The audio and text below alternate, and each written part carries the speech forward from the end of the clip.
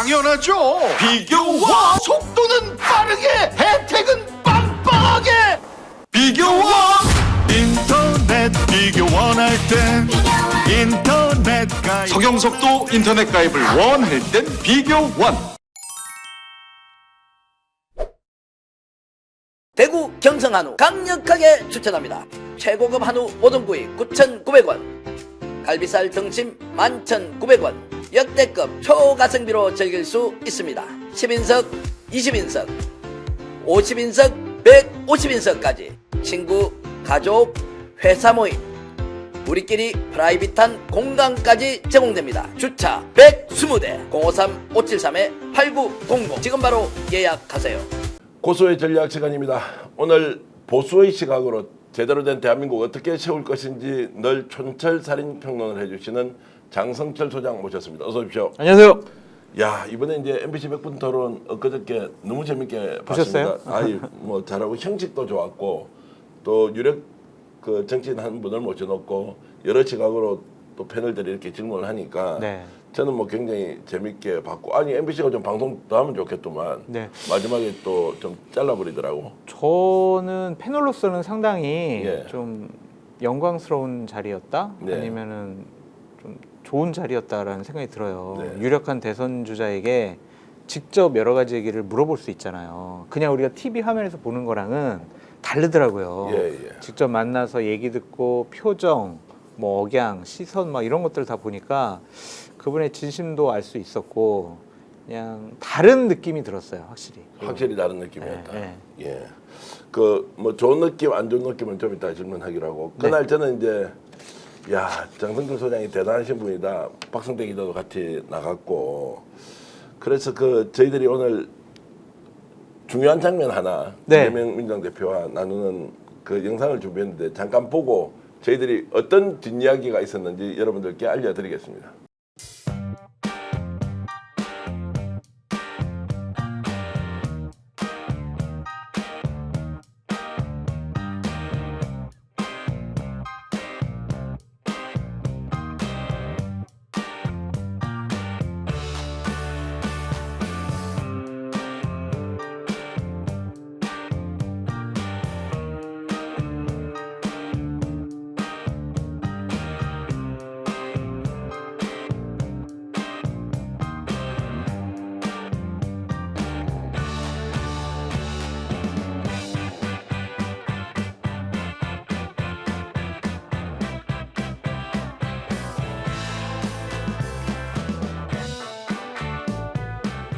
자, 이제 저 장면에서 그래도 여유 있게 이재명 대표가 답변하고 이제 이랬고, 오늘 이제 우리 고소의 전략을 통해서 장 소장님한테 저 방송 전후에 이재명 대표하고 따로 얘기를 좀 나눈 게 있습니까? 따로 얘기를 나눴죠. 예, 예. 그러니까 방송 들어가기 전에 저희가 먼저 앉아 있는데 이재명 대표가 와서 인사를 하시더라고요. 그래서 저랑 악수하면서 살짝 제 귀에다가 예. 하신 말씀이 있고, 그런 다음에 이제 끝나고 나서 저보고 제가 이제 그랬어요. 아, 대표님 저 이렇게 질문지 많이 가져왔는데 반도 못했다, 3분의 1도 못했다, 그렇게 얘기했더니 유튜브 합시다, 그렇게 얘기하시더라고요. 아, 유튜브에 한번 나와달라, 아니면 같이 아니요, 유튜브를 만들자. 같이 유튜브 합시다 이러더라고요. 예, 예. 그래서 그냥 지나가는 소리겠지라고 해서 네 알겠습니다 그러고 가려고 그러는데, 장 소장 유튜브 해요, 같이 해요, 예. 거기서 한번 더 얘기를 나눠봅시다 이러더라고요. 그래서 그럼 제가 연락을 따로 드릴게요 그랬더니 또 저를 붙잡으시고 장 소장이 그 채널을 선택을 하라고 예. 되게 적극적으로 나오시더라고요. 그러면 장 소장과 함께 이제 공개 토론 한번 하고 싶다, 이제 이런 말씀을 하신 거네. 아유, 저랑 무슨 토론이에요. 제가 이제 많이 여쭤보면은 본인 생각을 좀 많이 얘기하고 싶어 하시는 것 같고요. 실제로 한번 논쟁을 좀 해보고 싶은 의사가 있는 것 같고요. 네. 또 무엇보다도 장 소장이 평소에 이제 이재명 대표에 대해서 비판하는 것을 잘 챙기고 있다고 저는 이제 들었습니다. 그래서 이런 이제 논리가 뭐 확산되는 것보다는 본인이 오해받는 부분을 적극적으로 풀어보겠다라는 의지는 확고한 것 같아요. 그 제가 받은 인상은 대단히 유연해지셨다, 네. 여유로워졌다, 그리고 권력 의지가 상당히 세졌다, 그렇게 좀 느꼈어요. 네. 그래서 준비도 상당히 많이 하신 것 같고, 경제적으로 중도층을 공략하기 위해서 세부적인 정책 공약도 상당히 좀 전문적인 용어를 동원하면서 설명을 잘 하시더라고요. 근데 저- 제가 그때 질문하고 싶은 게 하나가 있었는데 시간이 없어가지고 못한 부분이 있거든요. 네. 그러니까 그거는 이거예요. 그냥 비호감도가 높다 수치를 예, 예. 보면 그러면 그것을 인정하시는지 그걸 어떻게 극복을 하시려고 하는 것인지 그런 것들을 좀 자세하게 얘기를 듣고 싶었는데 시간이 부족해가지고 좀 아쉬웠습니다. 최근에 이제 뉴스공장 그리고 저 이제 이동형 TV, 이동형 TV 새날. 새날 이렇게 나오셨잖아요. 나와서 이제 토론하는 걸 잘 봤는데 이제 주로 인터뷰 형식인데 어제 맞아요. MBC가 했던 그런 100분 토론 형식은 다자가 질문을 하고 이재명 대표가 대답하는 모습은 굉장히 좋았어. 네, 네. 오해받는 부분이든 이제 실제로 있는 사실을 국민들에게 설득하고 해명하는 것이든 맞습니다. 그런 자리가 좀 필요한데 네. 저희들도 가능하면 오. 장선 소장과 한번 이재명 대표 모시고 네. 실제로 좀 궁금증을 한꺼번에 좀 풀어내는 자리를 만들도록 해 보겠습니다. 자, 그런데 이제 그 토론 내용 중에서 이제 실용주의 노선이라고 표현이 될 수도 있지만 우클릭이다, 중도, 확장이다, 보수. 네. 이제 보수 정당이다, 이제 이렇게 네. 하고 있습니다. 그래서 이동형 TV에 보니까 이미 김대중 대통령이 대중경제론이라는 책도 썼지만 그 당시에 DJP 연합을 할 때 이미 우리는 보수 정당이다라고 선언한 인터뷰까지 있긴 하더라고요. 아, 김대중 예, 대통령이 이제 그런 그래서 얘기 하셨어요? 근데 이게 이제 정치적으로 보면 자 지금 국민의힘이 차지하고 있는 공간에 민주당이 뛰어들어가겠다라는 들어갔죠. 것에서 파장이 상당히 네, 큽니다. 네.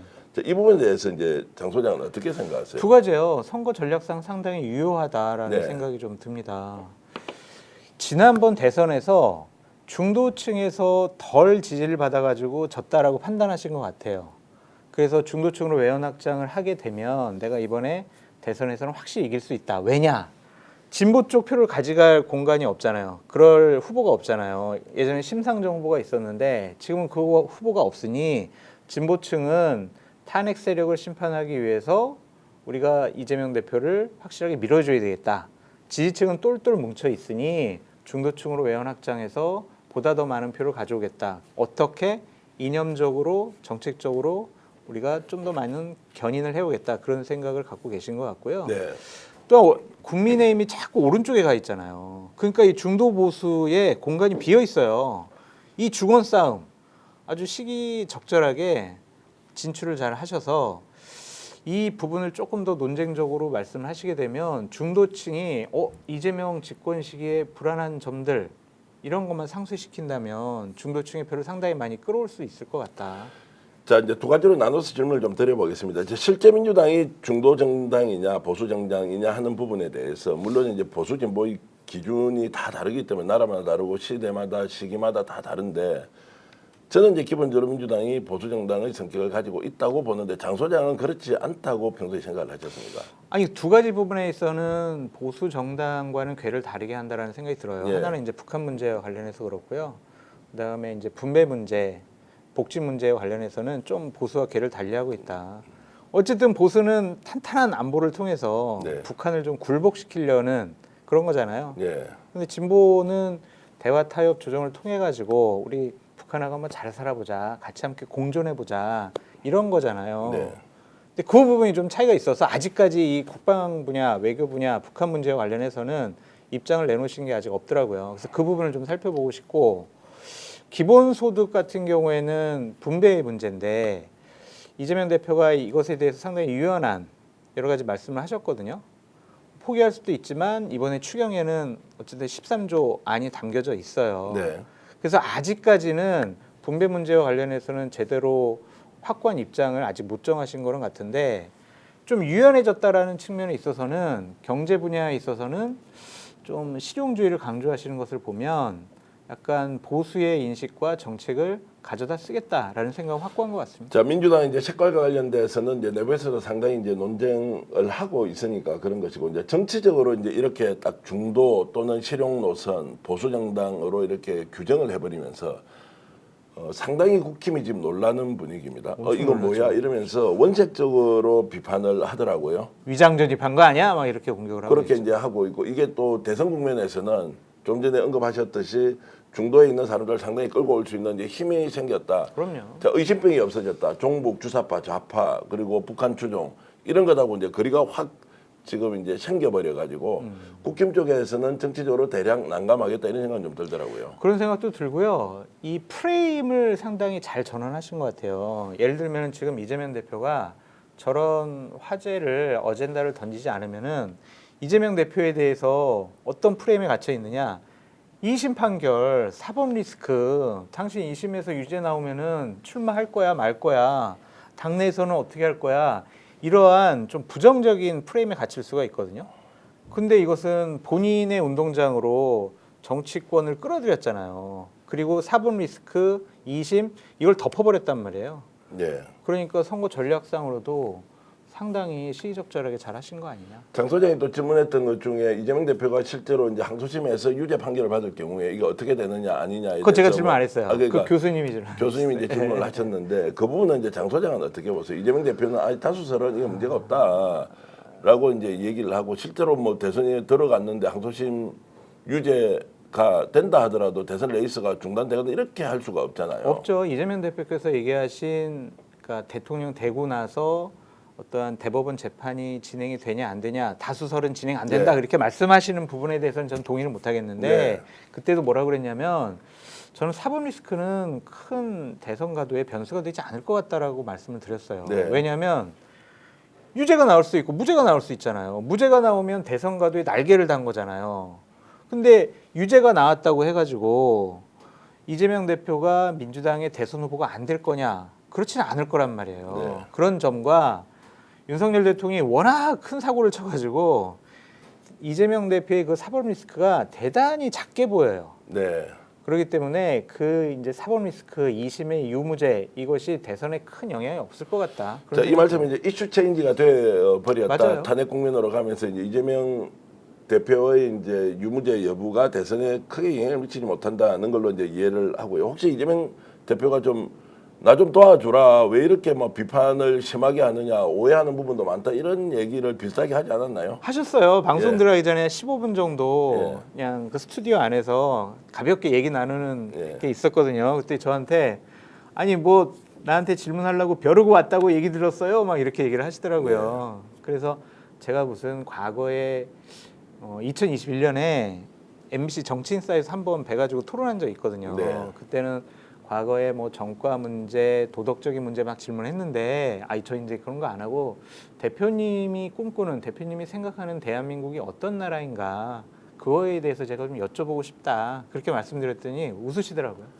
제가 이제 그 방송을 보면서 야 대한민국이 참 많이 바뀌고 있다. 이제 유튜버를 중심으로 활약하고 있는 장성철 소장, 지상파 종편을 이제 전 정권에서는 열심히 이렇게 드나들었는데 저런 중요한 MBC 100분 토론에서 박성태 기자, 네. 그리고 장성철 소장, 그리고 이제 교수님 한 분 나왔는데 이들이 이제 여론을 주도하는데 주도라기보다는 여론을 만들어가는데 아주 중요한 이제 양념 역할을 정치평론가들이 하고 있구나. 이게 정말로 많이 바뀌었다. 과거에는 대학 교수들, 학자들이 나와서 주로 얘기를 했는데 이제 젊은 평론가들이 나와서 그런 질문과 대답을 하는데 프로그램은 훨씬 더 재밌었다.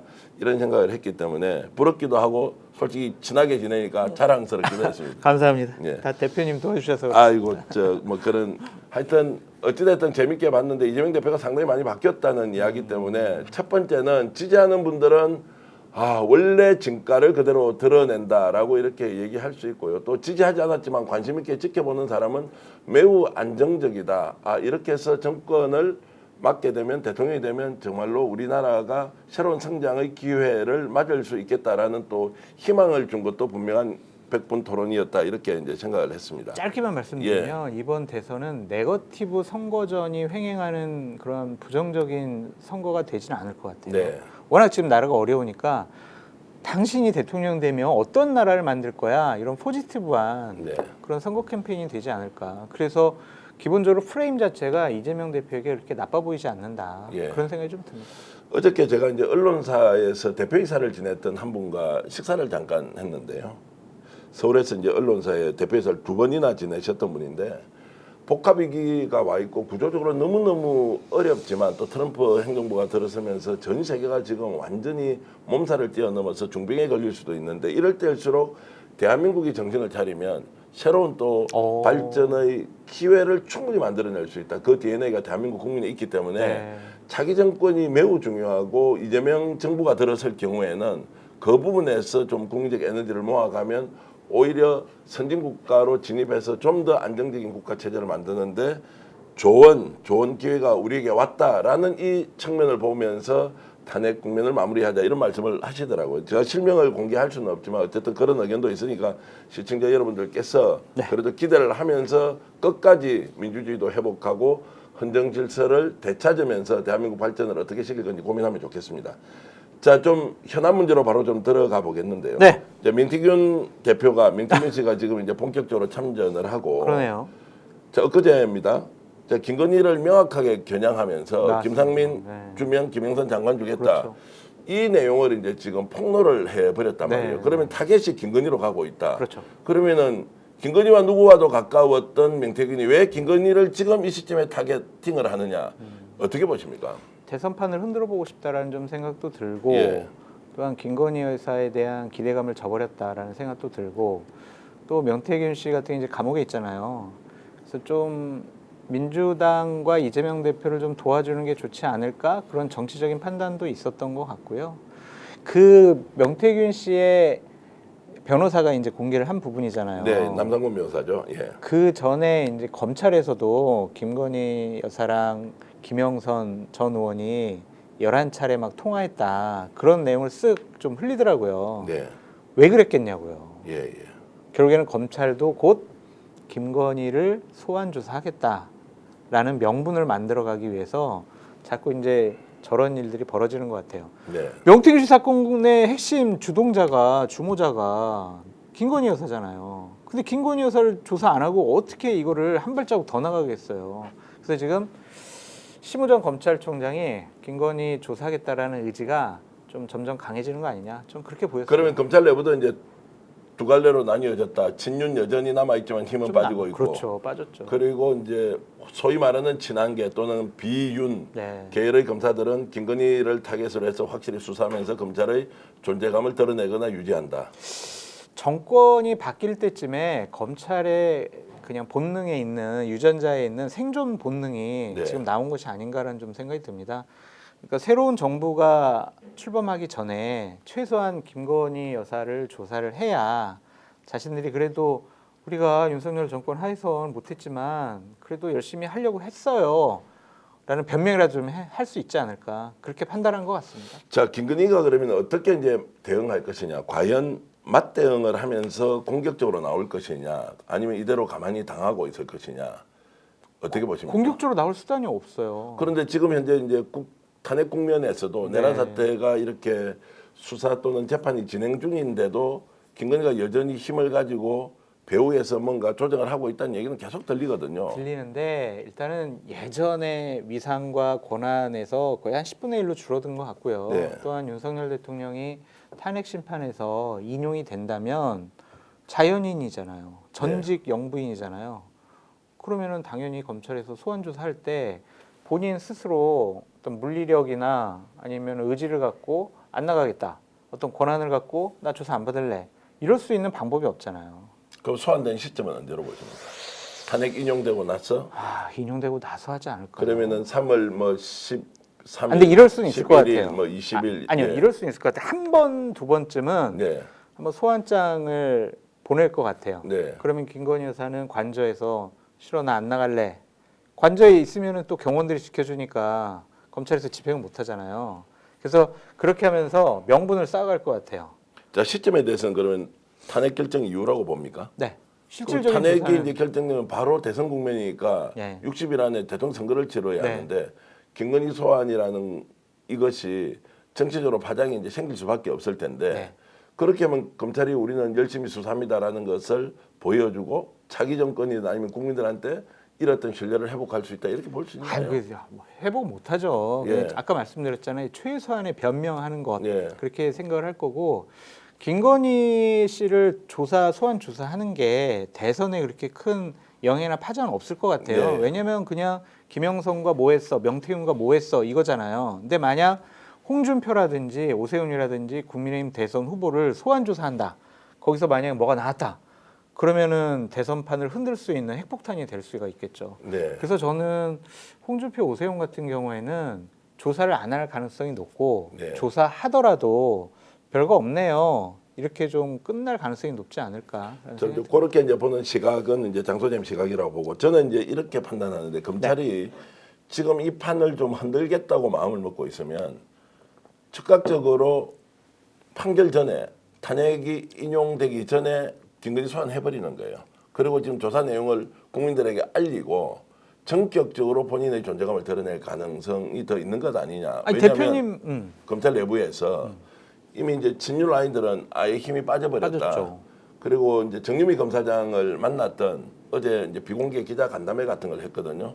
거기에서도 매우 애매모호하게 하더라고요. 네. 뭐 수사를 한다도 아니고 안 한다도 아니고 네. 그리고 이것저것 뭐 질문을 하면은 좀 돌려서 대답을 하고 물론 그거는 이제 비공개이기 때문에 저도 그 내용을 말씀을 드릴 수는 없지만 어쨌든 이게 중앙지검으로 올라와 있지 않습니까? 뭐 올라와 있으면 자, 어떤 태도를 취할 것이냐 그리고 또 한동훈도 지금 참전을 해버렸지 않습니까? 이 상태에서 오히려 속도를 굉장히 빨리 하면서 김건희 소환을 할 수도 있다라고 이제 전망을 하는 사람도 있습니다. 아니, 저도 그 말 맞다고 말씀을 드렸던 예, 거고 일단은 지금 소환에 대해서 김건희 씨 쪽과 조율을 하고 있지 않을까라는 네, 생각이 예, 들고 아까도 말씀드렸듯이 대통령 탄핵 전에는 조율이 잘 안 되면 소환장을 보내서 네, 한두 번 거부당하면 이제 확실히 구인도 하고 그런 모습을 취할 수 있는 명분을 만들어가지 않을까 예. 그런 생각이 듭니다. 그리고 그게 있어요 또 예. 변수가 하나 있는데 한동훈 대표가 이제 26일 날 자기 자서전을 내잖아요. 거기에 이제 김건희와 관련된 지금까지 밝혀지지 않은 여러 가지 일들이 있다는 거예요. 예. 그러면 검찰로서는 지난 총선 과정에 한동훈에게 어떤 공천과 관련해서 여러 가지 얘기를 한 거, 문자, 녹음 막 이런 것들이 그 안에 좀 담겨져 있으면 소환 조사할 수 있는 명분이 더 커진다 그렇게 보여져요. 장소님 나오신 김에 김건희하고 어떤 이야기 했고 지금 저 책에 무엇을 담고 있는지 좀 아시지 않습니까? 그 얘기만 들었고요. 그냥 비상계엄 당시에 예. 지금까지 밝혀지지 않은 여러 가지 중요한 뭐 에피소드들, 본인 판단 그런 것들이 들어가 있고요. 또한 그 중요한 챕터 중에 하나가 김건희와 관련된 거, 지금까지 정말 알려지지 않은 거, 그 부분이 있대요. 김건희가 비상계엄 당시에 그 조태용 예. 그 국정원장. 국정원장한테만 전한 게 아니죠. 혹시 한동훈에게도 전화를 했을 모르겠습니다. 가능성이 저는 있다고 보고요. 오. 지금 나오는 소문은 여러 군데 전화를 해가지고 네. 이런저런 조치를 했을 것이다. 그러겠죠. 또 하나는 그 당시에 홍장원 1차장을 경질시키는 그 과정에서 누구를 임명을 하라고 네. 하는 그 내용까지 드러날 가능성이 매우 높다고 저는 다 보고요. 드러나게 돼 있어요. 그래서 김건희가 깊숙하게 개입했다는 내용까지 나오면 나중에 이제 감당을 어떻게 할지 네.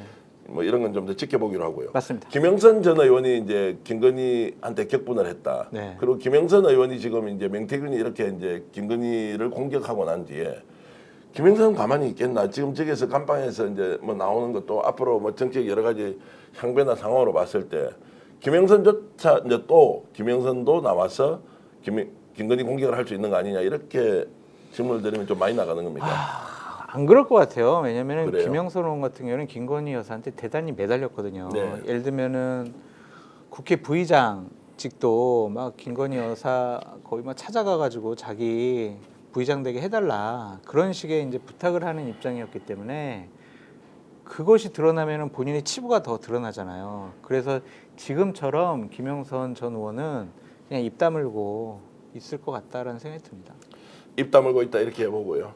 우리 이제 오늘 방송이 토요일 날 나가는데 이제 네. 금요일입니다. 네. 목요일 날 민주당 출신의 변호사가 가서 명태균 접견을 했어요. 네. 또 제가 이제 방송에서 여러분 공개하겠습니다. 금요일이죠. 어제 또 노희 변호사가 두 번째 변호사 접견을 명태균과 하고 있습니다. 아 그래요? 접견을 하려면 명태균이 동의를 그렇죠. 해야 할 수 있지 않습니까? 이제 네. 이 내용도 여러분께 처음으로 말씀을 드리는데 또 새로운 사실 나오겠네요. 그래서 왜 명태균은 계속 민주당 출신 변호사 네. 그리고 또 좀 민주당 성향의 노희 변호사와 만나고 있느냐. 공익 제보는 받지 않는다고 민주당 결정했고 아니 저런 식으로 하는 공익 제보는 의미가 없다라고 했는데 왜 명태균은 지금 민주당 쪽 인사들을 계속 만나고 있는지 뭐 저는 이제 지금 만나지도 않고 부인도 저를 아주 사기꾼으로 이제 몰고 있기 때문에 만날 그래요? 수가 없는데 내용은 다 알고 있지만 어찌됐든 왜 민태균이 지금도 계속 이렇게 만나고 있는 겁니까? 명태균 씨는 민주당으로 정권이 넘어갈 가능성이 높다. 그래서 정권에 좀 잘 보이고 싶어 하지 않을까 그런 생각이 좀 듭니다. 어쨌든 지금 본인 감옥에 있고 뭐 재판은 받겠지만 어쨌든 권력을 가진 쪽이 잘 보여야 되지 않나 그런 정무적인 판단이 있었을 것 근데 같아요. 제가 처음에 이렇게 느껴서 민태균이 이제 갑자기 공익 제보한다 어떤다 할 때 좀 숨은 카드가 하나 있었는데 그때는 이준석을 위해서 뭔가 좀 노력을 하고 네. 홍준표, 오세훈은 저격을 하고 네. 그래서 판을 좀 흔들어서 이준석에게 공간을 좀 넓혀주자라는 느낌을 제가 확실히 받았거든요. 근데 어느 순간부터는 민주당에서 공익 제보를 안 받는다고 하는데도 불구하고 민태균이 계속 나서서 민주당과 접촉면을 넓혀 가더라고요.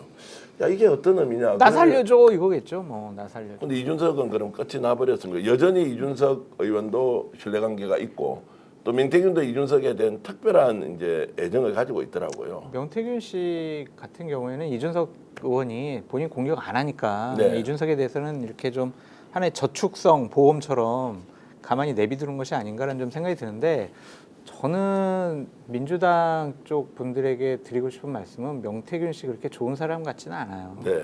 가까이 안 하시는 게 어떨까. 그냥 명태균 씨 건은 그냥 검찰이 조사 제대로 해가지고 여러 가지 사실이 밝혀지도록 하는 게 맞지.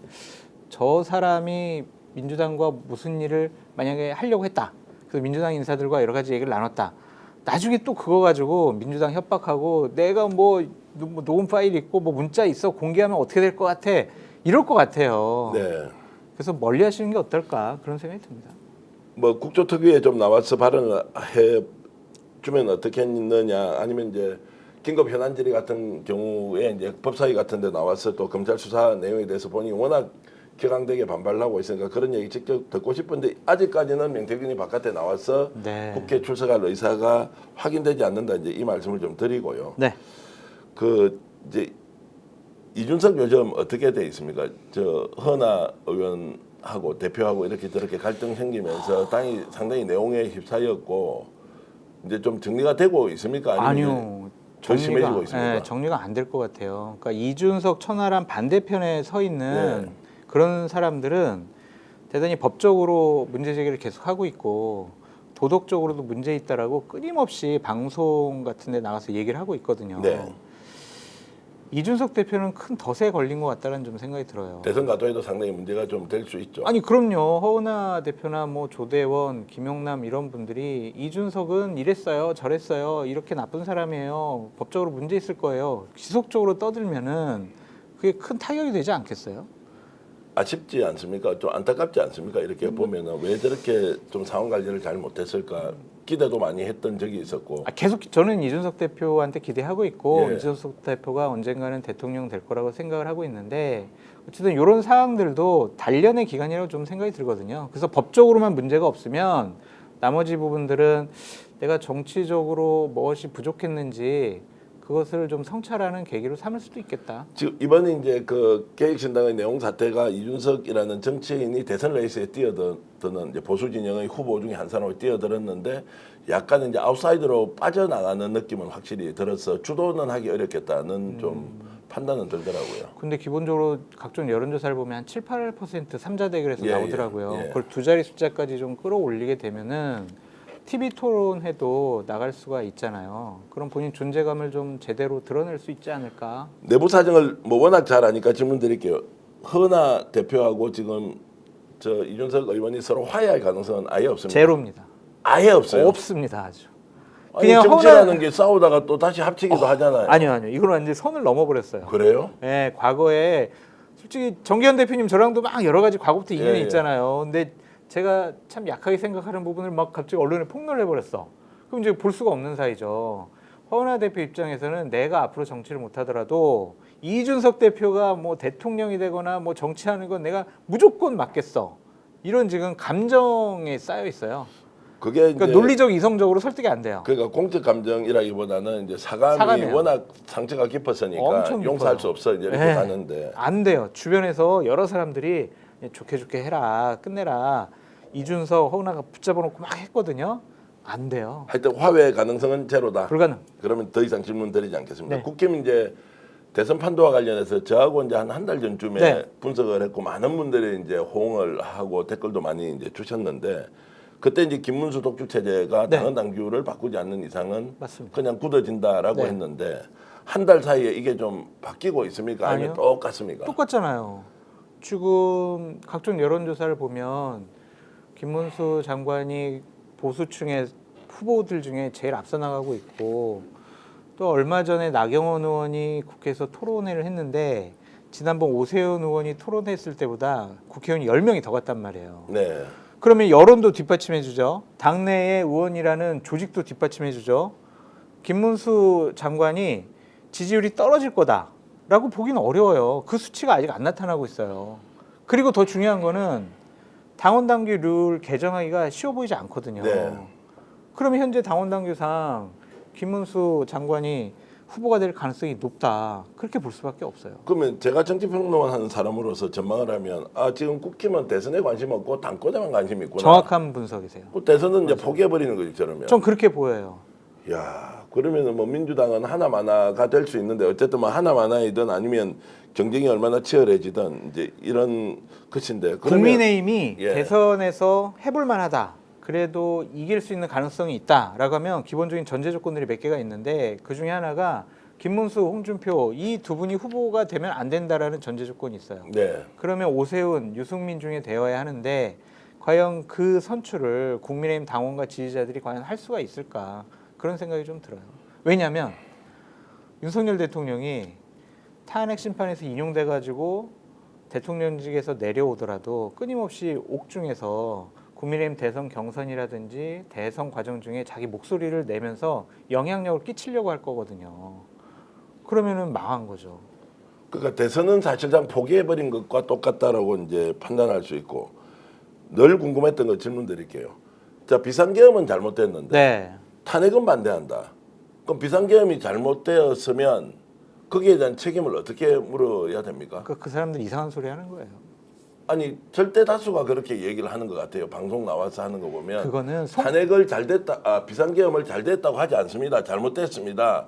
그러나 탄핵은 잘못됐습니다라고 하는 것이 말장난처럼 들리는데 말장난이고요. 예. 속마음과 겉마음은 달라요. 네. 그러니까 속마음은 비상계엄도 잘못됐고 탄핵은 당연히 되어야지 이렇게 생각을 하는데 그 탄핵은 당연히 되어야지라고 하는 얘기를 입 밖에 내는 순간 그 사람은 국민의힘에서 정치를 못해요. 그러니까 이 사람들은 계속 지금 겉마음만 얘기를 하는 게 뭐냐면 대표님 말씀하셨던 것처럼 대선은 포기, 대선 이후에 전당대회 열리지. 그럼 나는 당대표나 내가 지도부에 들어가야지. 왜냐 야당이 되더라도 내가 국민의힘이라는 보수우파 정당의 당대표나 원내대표나 최고 지도부 하고 있으면 나의 정치력은 유지가 될 수 있어. 그렇게 생각하는 거잖아요. 2007년도에 그러면은 이제 이명박 후보와 정동영 후보가 했던 정도의 격차가 나올 수도 있다 이렇게 봅니까? 그렇게까지는 안 나올 그렇게까지는 거예요. 아니 보수층이 막 지금 단단히 뭉쳐 있거든요. 그래서 한 49대 40 뭐 이 정도 나오지 않을까? 49대 40 정도 나온다. 네. 표 차이가 그것만 하더라도 굉장히 이제 큰 차이인데 네. 제가 이제 보는 관점 중에 하나는 실제로 지난 대선에서 두 후보를 찍었던 사람이 1,600만 명이 넘어요. 네. 그러면 이재명을 이미 한번 찍었던 1,600만 명의 유권자가 네. 지금 현재 어떤 마음을 먹고 있을까? 이재명이 인간적으로 뭐 마음에 안 든다. 저 사람은 종북 좌파라고 엄청나게 국민의 절반이 공격을 하지만 이재명에게 이미 투표를 한번 했던 사람들의 지금 심정은 어떨 거냐? 절대로 어떤 경우에도 정권이 보수로 넘어가면 안 된다는 이 열기, 의지, 그렇게 보여요. 열의의 그 총량과 네. 보수 쪽에서는 이재명 죽어도 안 되라고 했다는 그 1,600만 명이 이번에 어느 정도 참전해서 자신의 의사를 드러낼 것인가를 비교해 보면 네. 대선 결과는 생각보다 많이 격차가 생길 거라고 저는 그렇게 이제 전망을 하는데요. 두 자리 숫자 이상으로 좀 생각을 하세요? 예, 그 정도로 이제 네. 저는 이제 보고 있고요. 근데 이제 뭐 한동훈이 이제 참전하지 않습니까? 26일날 뭐 출판 기념회도 하는데 이것도 예를 들어서 뭐 판을 뒤집고 이러기에는 한계가 있다 이렇게 보십니까? 본인들은 대단히 긍정적으로 생각을 해요. 예. 왜냐하면 지난번 63%의 지지율로 당대표가 됐다. 그 사람들이 어디 갔겠냐. 결국에는 대략 한 10명 정도 국민의힘 대선 후보 경선에 나올 거예요. 그러면은 한 4명 정도로 컷오프를 하면 김문수, 홍준표, 한동훈, 오세훈 뭐이 정도가 될 거 아니에요. 그러면은 김문수나 홍준표가 되면은 이재명 대표랑 해봤자 아 이거 뭐 게임이 안 될 것 같아.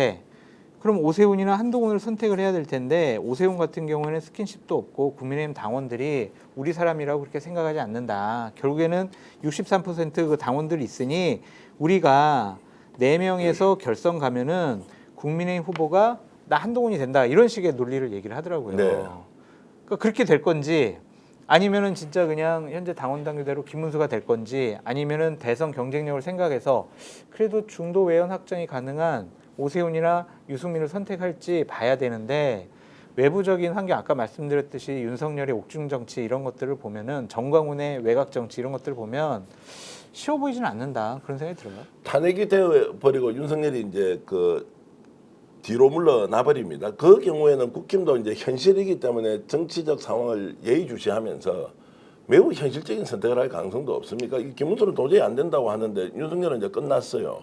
그런데도 김문수 쪽으로 가서 우리가 이재명과 전쟁을 하자 이게 성립이 되겠나라는 생각이 저도 안 할 거는 같은데 인위적으로 개입할 수 있는 방법이 없어요. 방법이 없다. 지금. 당원이 100만 명이잖아요. 그 예. 사람들에게 다 연락해가지고 저 김문수는 경쟁력이 없으니까요. 김문수 하면 안 될 것 같고요.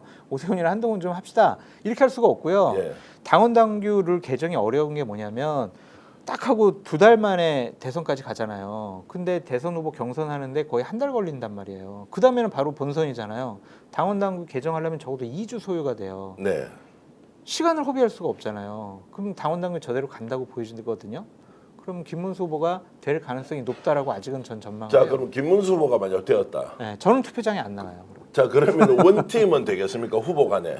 아니 후보 간에 이제 국힘의 대선 후보가 정해졌어요. 그럼 한동훈도 있고 오세훈도 있고 자 유승민도 있고 뭐 다 홍준표까지 있다고 치고요. 원팀이 되어서 대선해야 될 거 아니에요. 원팀이 아니라 그냥 자포자기할 것 같아요. 다른 분들은. 그 그냥 김문수 혼자 하고 네. 나머지는 그냥 쳐다만 보고 있고. 아니 근데 대표님 생각을 해보세요. 그러면 오세훈 시장이 원팀이 됐다면 오세훈 시장이 거리 유세 나가서 우리 윤석열 대통령을 강하게 지지하고 있는 김문수 후보를 대통령으로 만들어주세요. 이렇게 이런 얘기를 어떻게 하냐고요. 그래서 형식적인 원팀이겠지만 실질적으로 자포자기하는 심정이 더 크지 않을까 그런 생각이 들어요. 그러니까 오늘 굉장히 이제 단정적으로 말씀을 하시니까 그게 아니고 뭔가 파열이 생길 가능성이 높다라는 쪽도 전망을 하고 싶은데 그럴 가능성이 매우 희박하다. 파열? 파열이 생겨서 한동훈이 있든 오세훈이 있든 제3의 후보가 나와서 국민의힘의 뭔가 대선 체제를 제대로 갖추고 경쟁해보자는 쪽으로 갈 가능성이 그래도 있지 않겠느냐라고 전망을 하고 싶은데 김문수 쪽으로 모이는 이런 당심이 워낙 강해서 이것을 깰 수가 없다는 쪽으로 지금 이제 말씀을 해주시는 거잖아요. 그 지도부나 이제 윤핵관들이 김문수 후보를 그냥 용인하는 중요한 이유가 하나가 있어요. 김문수 후보가 대선 후보가 됐어, 대선 졌어, 당으로 복귀 안 할 거 아니에요. 네. 당권에 관심이 없을 거예요. 본인 이제 정치 마지막 난 봉사 다 했다 끝인단 말이에요. 그러면은 현재 권영세, 권성동 윤핵관들이 당권을 장악을 해서 다음번에도 당대표, 원내대표 다 할 수 있단 말이에요. 근데 다른 사람들을 생각을 해보세요. 오세훈, 특히 이제 누구지? 아유, 홍준표, 유승민, 네, 한동훈. 한동훈. 한동훈 같은 경우는요. 대선에서 졌어. 후보가 돼가지고. 그러면은 당권 도전할 사람이에요. 네. 그러면은 당 지도부나 윤핵관들은 한동훈은 그냥 발로 차버리고 싶어 할 거예요. 이렇게. 네. 그것도 대선 후보 경선의 중요한 변수가 되어 보여요. 어쨌든 지금 국힘은 내부 정리가 되지 않는다는 쪽으로 가고 있는 거고요. 어제 언론사에서 찌라시로 뭐 정치부장이 하나 보내서 잠깐 봤는데 네. 뭐 누가 뿌렸는지 모르겠습니다. 탄핵이 안 될 수도 있다. 4대4가 될 수도 있다. 뭐 아유. 이렇게 이야기를 누군가 소설을 만들어서 뿌리고 있던데 탄핵 가능성에 대해서는 대통령실에 있는 애들이 만들어가지고 뿌리는 거예요. 그거. 그거 맞습니까? 아니 거기는 지금 다 기각이라고 생각한다니까요. 아니, 그 논리가 어제 그래, 이게 똑같아요. 출처가 어딘지 내가 정치부장한테 물어보니까 네. 어디냐 하니까 희한한 게 돕니다라고 하면서 이제 보내왔길래 놀라서 전화를 해보니까 그걸 대통령실에서 지금 뭐 이렇게 대충 만들어서 뿌리는 모양이죠. 아니 그 친구들이 이제 만들어가지고 다 뿌리고 막 그러는 거예요. 얘기하고 다. 제가 듣기로는 최근에 또 대통령실에 파견돼 있던 당직자들이 한 20명이 지금 국힘으로 돌아왔다고 하더라고요. 대선 준비를 한다 그러더라고요. 대통령실에 솔직히 할 일도 없잖아요. 지금 뭐 하겠어요. 당으로 빨리 복귀셔가지고. 그런데 지금 오늘 장성철 소장 얘기 들어보면 대통령 선거를 준비하는 것이 아니라 국민의힘은 자기 당권에 대한 생각이 훨씬 더 강하다라는 강하죠. 느낌을 내가 받아서 아니 왜 그 찌라시가 어제 이렇게 돌았냐. 예. 그걸 보면은 대통령이 메시지를 냈잖아요. 나 빨리 조속히 복귀해가지고 이제 여러 가지 내가 나라를 잘 챙기겠다 그런 메시지를 냈잖아요. 그러면 이제 대통령실이나 윤석열 대통령을 옹호하는 사람들은 그런 찌라시 돌리면서 분위기를 좀 만들어가고 싶어 하겠죠.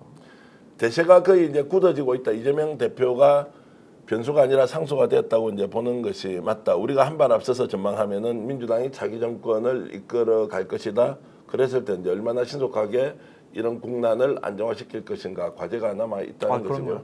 이재명 민주당 대표를 평소에 늘 신랄하게 비판했던 장성철 소장도 네. 오늘 이 고소의 전략에서는 대세를 인정하고 민주당 정권이 들어설 가능성이 매우 높다라고 이제 전망까지 해주신 걸로 제가 자의적으로 해석하겠습니다. 아니 옳으신 말이고요. 저는 기본적으로 민주당과 이재명 대표를 계속 비판을 하고 여러 가지에 대해서 이제 지적을 할 수밖에 없고 이제 그게 제 이제 신념이기도 한데 흐름이 있잖아요. 네. 그러니까 이재명 대표가 대통령이 안 될 거라고 전망하기는 너무나 어려워요. 네. 그러면은 현실적으로 이재명 대표가 대통령이 됐을 때 나라를 어떻게 잘 다스렸으면 좋겠다. 그런 쪽의 얘기도 함께 하는 것이 옳지 않나 그런 생각도 듭니다. 집권보다 더 중요한 것은 집권 이후에 대한민국을 어떻게 만드는가. 더 많은 과제를 지금 안고 있고 그 하나하나의 문제에 대해서 풀고 있다. 아직 말씀은 모르지만 검찰 개혁과 관련된 그 국민들 바람을 생각보다 훨씬 더 강력하게 민주당이 만들어서 국민들이 원하는 법치를 정말로 이루어낼 것이다라는 것도 제가 팁으로 좀 말씀을 드리겠습니다. 네. 오늘 장성철 소장과 함께 말씀 나눴는데 여러분 어떻습니까? 제 오른쪽에 나가 있는 경성한우 잘 보시고 되고 계신 분들 이용해 주시고요. 또 장성철 소장 쪽에 나가고 있는 광고 믿을 수 있다. 더 착한 보험 저것도 여러분 필요하신 분들 꼭 전화해서 상담 받아주시면 좋겠고 우리 두 사람이 다 나오는 저기에는 뒤에 이제 저런 광고판이 아주 크게 생겼습니다. 인터넷 비교원 관련된 광고 여러분들 필요하신 분들 이용 많이 해주시면 좋겠습니다. 여러분 덕분에 또 130만 명 구독자 유지하고 있고요. 매일 150만 회 이상의 조회는 꾸준히 유지하고 있습니다. 한 300만 회 넘었을 때도 최근에 있었지만 열심히 만들고 있으니까 스픽서 기대에 부응하면서 최선을 다하겠습니다. 시청자 여러분께 인사드리면서 오늘 방송 모두 마치겠습니다. 여러분 안녕히 계십시오. 감사합니다. 당연하죠. 비교와 속도는 빠르게 혜택은 빵빵하게 비교와 인터넷 비교 원할 땐 인터넷 가입 석영석도 인터넷 가입을 원할 땐 비교 원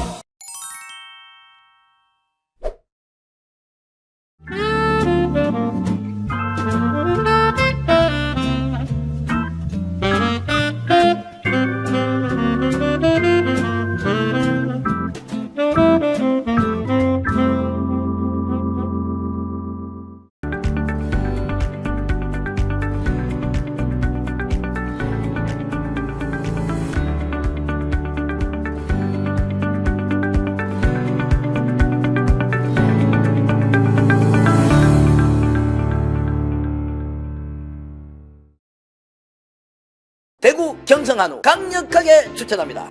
최고급 한우 모듬구이 9,900원, 갈비살 등심 11,900원, 역대급 초가성비로 즐길 수 있습니다. 10인석, 20인석, 50인석, 150인석까지 친구, 가족, 회사 모임, 우리끼리 프라이빗한 공간까지 제공됩니다. 주차 120대 053-573-8900 지금 바로 예약하세요.